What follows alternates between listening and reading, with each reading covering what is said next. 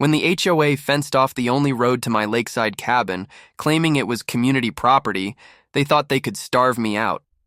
What they didn't know was that the road and the land beneath it still legally belonged to me. So I shut it down, and their perfect neighborhood collapsed overnight. My name is Daniel Brooks, and I've lived in Pine Hollow for 20 years. I'm not rich, but I'm patient. I like my coffee black, my mornings quiet, and my cabin near Lake Benner untouched by the drama that came with the suburban sprawl creeping toward me. That peace ended the day the Clearview Lakes HOA decided they owned the mountain road that ran through my property. The association started 5 years ago when a developer bought the old mill land and carved it into glossy lots with stone, mailboxes, and security cameras. I was the only holdout, the man who refused to sell his little cabin tucked deep behind the new neighborhood. At first, they were polite about it. Flyers in my mailbox, notes offering community membership benefits. Then came the letters. Mandatory compliance required. Failure to join will result in legal review. They wanted control. I didn't budge. Then one Tuesday morning, I tried driving home after picking up supplies in town and found a metal gate welded across the dirt road. A fresh sign hung there. Private HOA property. Members only. Unauthorized vehicles prohibited. My name wasn't on their member list, but the road they'd blocked was mine, recorded in my deed since 1974. I parked, got out, and stared at the brand new asphalt they'd poured over the original dirt track. They'd improved it, yes, but without my permission. That made it an illegal encroachment. I went to the next HOA meeting, calm as ever. The president, Patricia Hensley, wore pearls, a power blazer, and an expression that could curdle milk.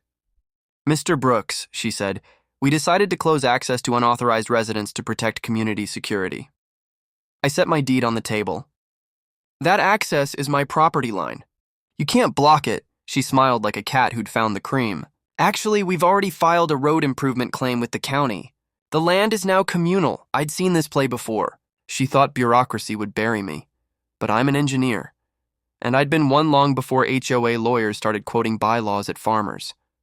I knew how to read maps, plats, and permits, and I knew one thing they didn't. That road wasn't communal. It was easement granted, and the easement expired when the previous owner sold the mill land, which meant the HOA had just paved their only access road through my land, illegally. I didn't yell. I just said, "You're going to regret this." Patricia laughed. "You wouldn't dare fight the HOA, you'll lose." "Oh, Patricia. You had no idea what you'd just started." The next week, I visited the county land records office. Tucked between yellowing pages was my grandfather's original deed, clearly marking the road and the land beneath it as part of Parcel 12A, now registered solely to me. There it was. Private access route maintained by the property owner. Right-of-way granted to mill workers only, revoked upon termination of mill operations. The mill had been gone for 30 years. The easement was long dead. The HOA's claim was built on sand. I met with Sarah Quinn, a real estate attorney with a quiet voice and a shark's precision.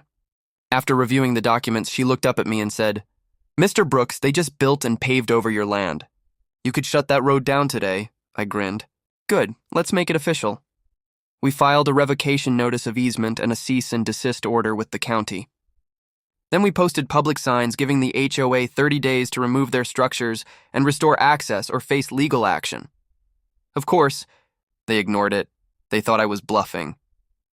So, on day 31, I drove my old backhoe down to the road at dawn and planted 2 massive steel gates, one at each end of the stretch crossing my property. On each gate, a shiny new sign read, "Private property, no HOA access. Violators will be prosecuted." By noon, Patricia was standing there with a security guard, red-faced and trembling.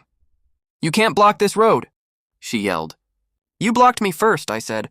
"Now we're even. We'll call the sheriff." "Already did. He's the one who told me I could." The sheriff, a friend of mine since high school, rolled up just in time. He glanced at my paperwork, shrugged, and said, "It's his land, ma'am. Maybe you should have checked your maps before pouring asphalt." That night, the HOA's emergency email chain exploded with panic. Residents couldn't get in or out except by a rough trail behind the neighborhood, unpaved, steep, and barely wide enough for one car. Delivery trucks got stuck. Trash collection stopped. Suddenly, Patricia's perfect gated community turned into an island of chaos. They called emergency meetings, issued threats, even tried to bribe me. One board member offered me $50,000 to quietly settle and restore road use. I declined. You'll pay for the damage, not by forgiveness. Meanwhile, Sarah filed for damages, trespassing, and unauthorized infrastructure development, with potential fines totaling 6 figures. Then the county engineer visited, inspected the road, and noted multiple code violations: improper drainage, unlicensed paving, and no stormwater permits. Within a week, the county slapped the HOA with stop work orders and daily fines until they fixed it, which they couldn't, because they no longer had legal access. Patricia's emails got desperate. "Mr. Brooks, please let us reopen the road temporarily while we resolve this." "You'll get access when you rebuild my land back to how it was," I replied. She tried guilt, intimidation, even sending HOA security to stand guard near my fence. The sheriff removed them. Twice. The final straw came when she tried to sneak a construction crew through at night to remove the gates. I caught them. I didn't yell. I just took photos, license plates, and video and sent them to Sarah. By morning, the county attorney was on their doorstep with a criminal trespass citation. That's when the HOA finally went silent. 2 months later, the court hearing took place. Patricia showed up with a stack of binders and that same smug confidence. She didn't have it for long. The judge reviewed our filings, the maps, the photos, the timestamps, everything. After 10 minutes, he looked up, unimpressed. "Mrs. Hensley, the court finds that your association constructed and maintained a roadway on private property without consent or compensation. The plaintiff's ownership is uncontested. You are hereby ordered to remove all improvements and restore the property within 60 days. Additionally, you'll pay all court costs and damages incurred." You could practically hear her pearl necklace rattle as her jaw dropped. When we walked out, Sarah smiled. "You didn't just win, Daniel. You buried them in their own paperwork." And that's exactly how it played out. The HOA had to tear up their own road. Bulldozers stripped the asphalt away, trucks hauled the debris out, and when they were done, they had no legal way back into their own community. The only remaining path was the narrow dirt trail, barely passable even in summer. Property values plummeted. A few months later, residents voted to dissolve the HOA entirely. The same people who once waved their HOA badges at me now came offering peace offerings, pies, thank you cards, even apologies. I accepted some, ignored others. But Patricia?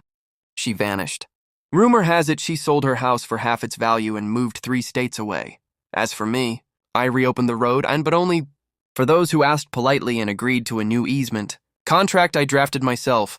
Every vehicle that passes now signs a legal acknowledgement that the land they cross belongs to me. On quiet mornings, I still sip coffee on the porch and watch the sunrise over that winding road. The new gravel shines like silver in the dawn light, a reminder that in this world, knowledge is the most powerful weapon. And sometimes the best revenge doesn't need noise or anger. Just a single sheet of paper that says, "Access denied."